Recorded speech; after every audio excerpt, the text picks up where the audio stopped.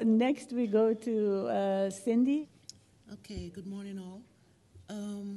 Greetings from the women of Nigeria on this. Oh, it's not on? You just have to get it closer to you, I think. Can you hear me now? Oh, not too well. Okay. Well, I have not gotten past. It's better now. Okay. I've not gotten past, even at my great age, the idea that women should be seen and not heard. So I'm still trying. But I'm bringing greetings from the women of Nigeria to all of you on this anniversary of Beijing.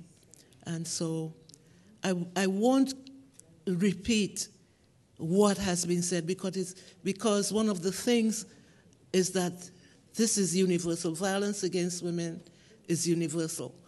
And much of what has been said is true for the women of Nigeria as it is for women everywhere.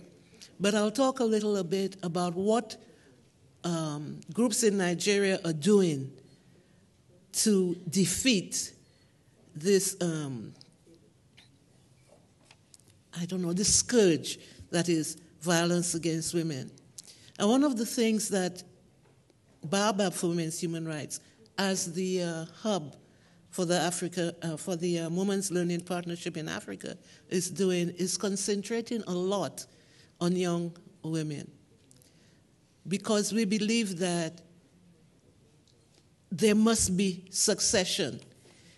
We won't always be here, so we need to have a group of powerful feminist young women who are ready to step into the breach and continue the struggle, because 30 years, 50 years of struggling against violence against women, we have not yet arrived where we want to be.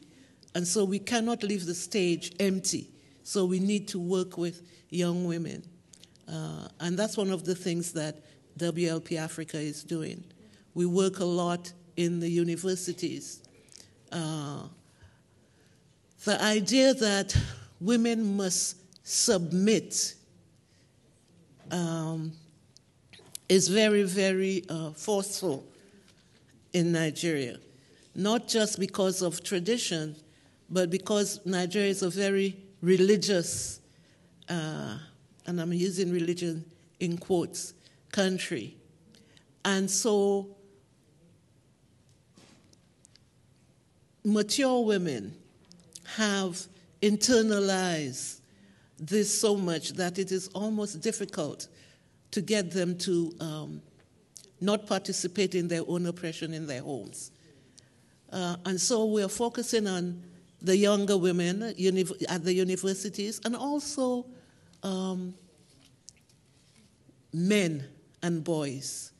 It is amazing when you speak to a young boy in, let's say, what would be about 5th or 6th grade here in the U.S., how much entitlement he claims as his own simply because he's a boy.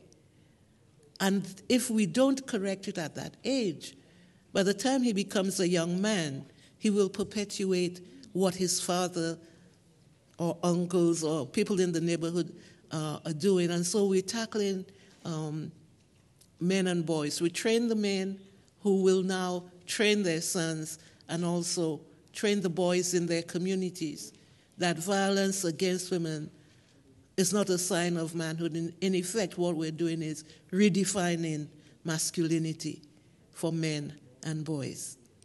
And also dealing with violence, we're trying to build a bridge across the academy and activism, and so we deal a lot with lecturers. BAOBAB does leadership training for people in the universities, and we start with undergraduates and also professors. You'd be surprised that professors who are gender specialists don't know the first thing about gender when it comes to women. No, it's true. I hope that the ones that are here in the audience, you know the difference. But we find that they don't. And so next month, BAOBAB will be doing a WLP Leadership Institute for 30 women from the Academic Staff Union of Universities. And we intend to do that until all the women are trained, and then we will deal with training the men on gender.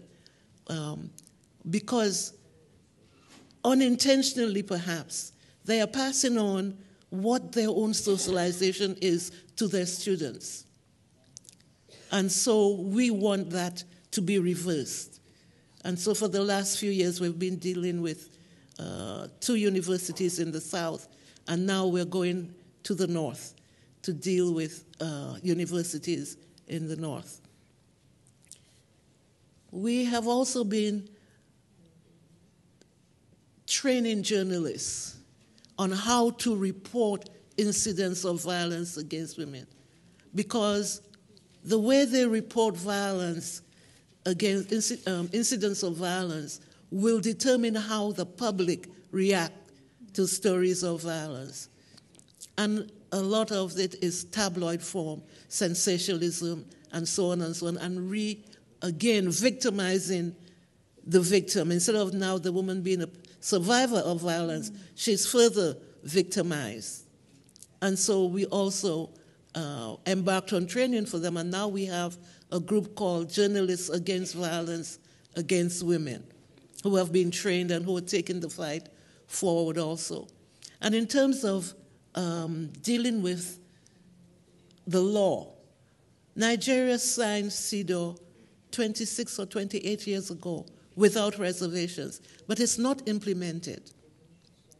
And for the last 10 years, we've been trying to get, first of all, the domestic violence bill, a domestic violence act, and to get the implementation of CEDAW. So now we have changed strategies, and we are going state by state.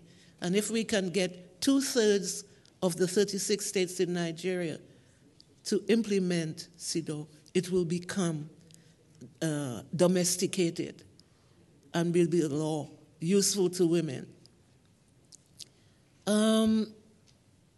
We also think that engaging with gatekeepers, sometimes there are traditional leaders who are vehemently against the idea. In fact, one state representative said that equality between men and women is an abomination. So we are trying to disabuse him of that fact, and we engage with gatekeepers and trying to make strategic alliances within those communities, within the House of Reps and within the traditional rulers, so that they will come on board, because they hold, especially the traditional rulers, have a lot of power. And when women who are in the towns take on board the idea of freedom and the idea that they are human beings and they have rights, they still have to go back to their villages where these gatekeepers are. So unless we engage the gatekeepers, we will not have the kind of comprehensive obedience to the law, if you will, that we require, because some of the women are also afraid that their children, the stigma that is attached to a wayward woman, because if you have become empowered and you want to talk about rights and and freedoms, that makes you a wayward woman, and then your children will not be accepted in the village. And so we work with those village communities and the gatekeepers to pass the message across. I think that some of the ways that we have to go forward, we have to engage young people. Some of us are sitting on boards with no young people on those boards.